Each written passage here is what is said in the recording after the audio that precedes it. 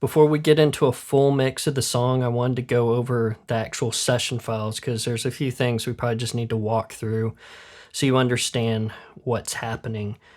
The biggest thing that I had to decide on and figure out for the full session files that you can download is how to treat the Ambisonic mic files. I'm using that Ambisonic mic a lot, and because it's 4 channels, I think there's, at least 10 channels of the Ambisonic mic, maybe 15. So just on those Ambisonic mic files, you're looking at like 40 tracks for those. The biggest hurdle is that most people don't know how to deal with Ambisonic mic files, and they can all be different. If you're interested in deep diving into that, look at the video I did on the Soyuz Ambisonic mic. It goes through a kind of a crash course in ambisonics. But for this video, since we're focusing in this series on Dolby Atmos, I decided that I was just going to go ahead and bounce out the Ambisonic files as a 7.1.2 bed file. So each one of those Ambisonic mic files is going to be bounced out with my panning configurations and options and everything. It's going to be bounced out as a 7.1.2 bed file. The bed that is built into Dolby Atmos, for reasons not worth getting into, is defaulted to 7.1.2. It's 10 tracks. That's why when you pull up the Dolby Atmos render, the first 10 channels are not selectable as objects. It starts at 11 because you need those 10 channels for the 7.1.2 bed file. So let me show you how I've done this. I'm giving you a Pro Tools session file, so everything will be nicely organized, but first thing I want to show you is just how I laid out the files organizationally, because a lot of you probably want to put this in a different DAW besides Pro Tools. So let me show you what I've done. When you get the session file and you unzip it, it's like 10 gigs, I think downloadable. It's like zipped it down to and compressed it down to like 2 or 3. When you unzip it and you've got the full session files, you'll see a Pro Tools session in the folder. If you go to the audio files, everything is laid out really nicely. All of the WAV files are just mono WAV files of each track that you can just import into whatever DAW you want. Those are really straightforward. The Ambisonic files, like I said, I think the easiest way to do this is just to deal with them as a bed file. That's going to be the easiest way for you to deal with it. If you look at all of these folders inside of the audio file, you'll see, with the exception of one that's labeled Ambisonic files, we'll get to that, hold off. All the others are labeled. So each one of these files contains the bed bounce, the 10 audio files to make up that 7.1.2 bed. I just did this for organization. So let's take the acoustic one Ambisonic bed. When you double click that, let's make this a list. You'll see that I've labeled it as bed, and then each one is labeled at the end C, L, LFE, so center channel, left channel, LFE.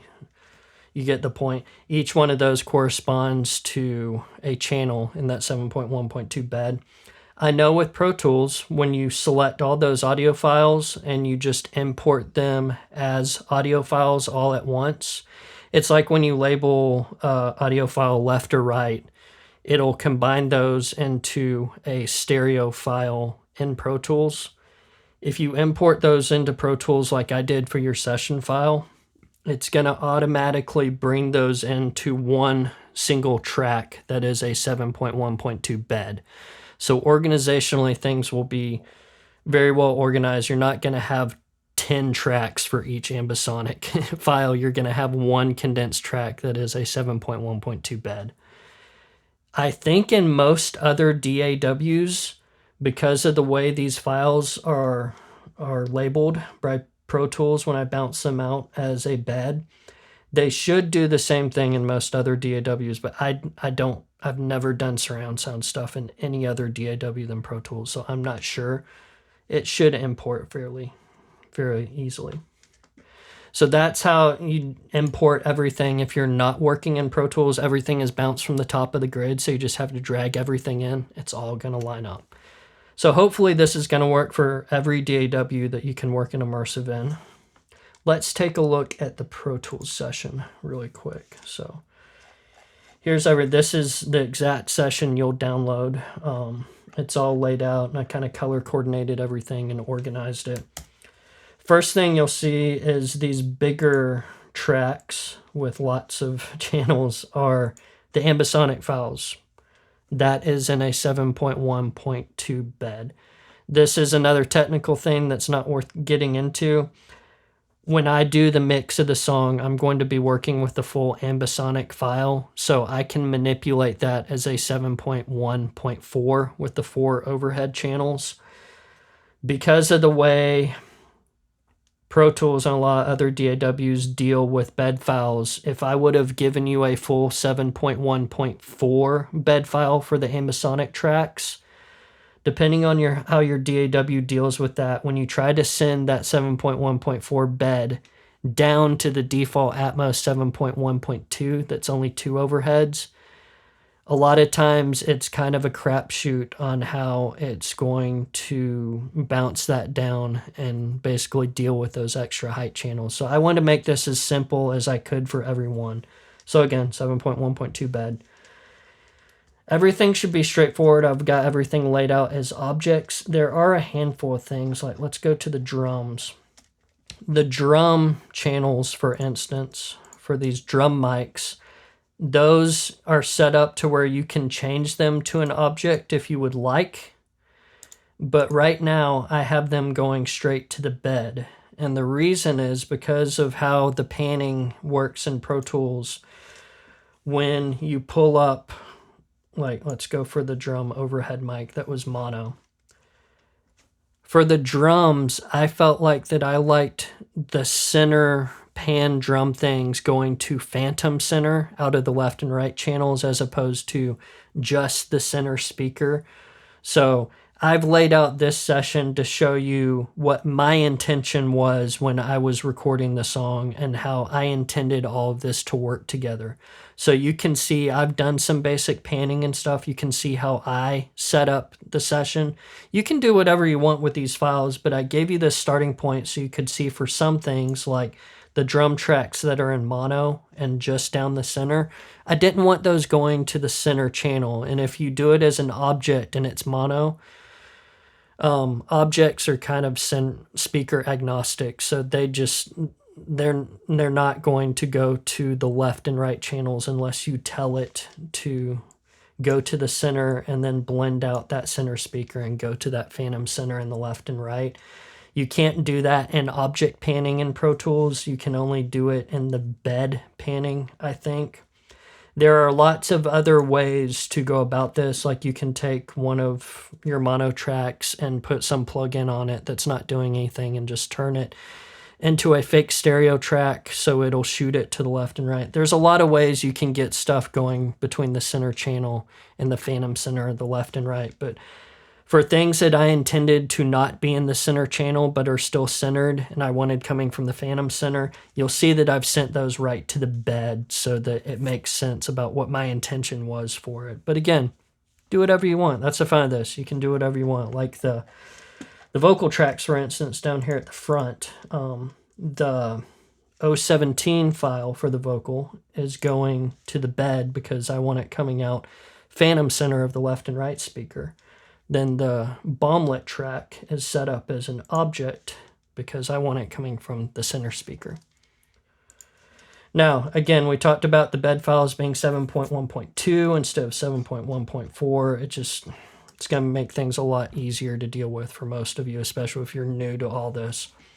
If you want to deep dive and go crazy and have full control over the Ambisonic tracks, you'll see at the very end of the session, I have a folder with a bunch of disabled, I think they're not disabled, they've just disabled the output.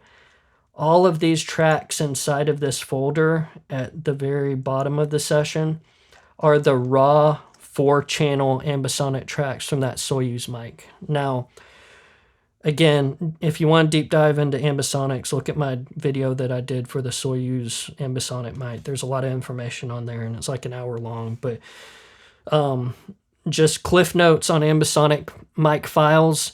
you have A format and B format. A format is what the mic is naturally in, just the 4 channels going straight in. You have to transcode those files into a proper A format because the transcoding process is very unique to each single ambisonic mic. So the Soyuz ambisonic mic has a very specific transcoder that is doing a lot of math to put that into B format so you can use it with any ambisonic plugin. So what I've done, if you want to deep dive and go in really deep with these ambisonic files and pan them around with some plugin, you can do that. The only thing that I've physically burned into those ambisonic files that are 4 channels, because it's a first order 4-channel mic, the only thing I've done to those files is that I bounced out and burned in the transcoder settings. But you wouldn't be able to do that unless you owned the Soyuz ambisonic mic. The only way you get that transcoder plugin is if you buy that microphone. So I have done that for you.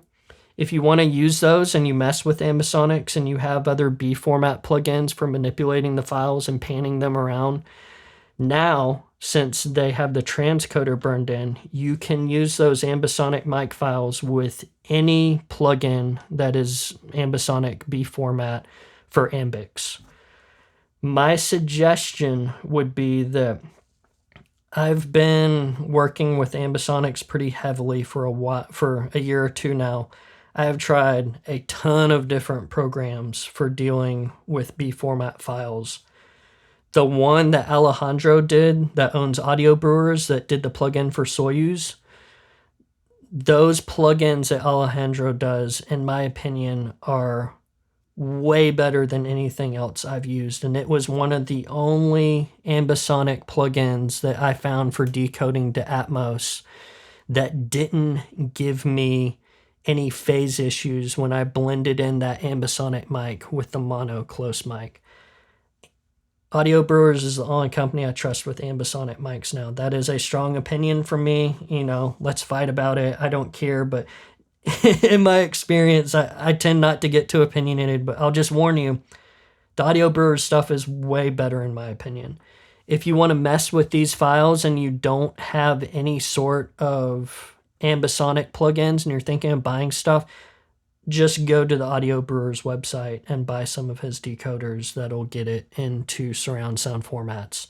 They're amazing. That's what I used when I was doing all of the testing in here. That is what I used to burn in the files to make them the 7.1.2 beds. So fair warning, if you want to play around with the ambisonic mics, I highly recommend you get into Audio Brewers and check them out.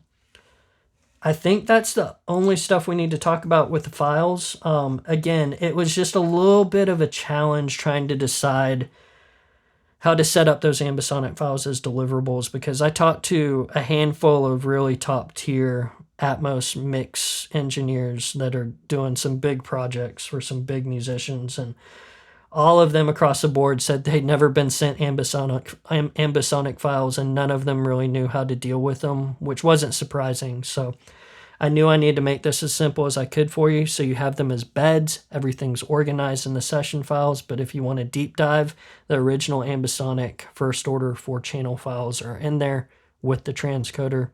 Go hog wild.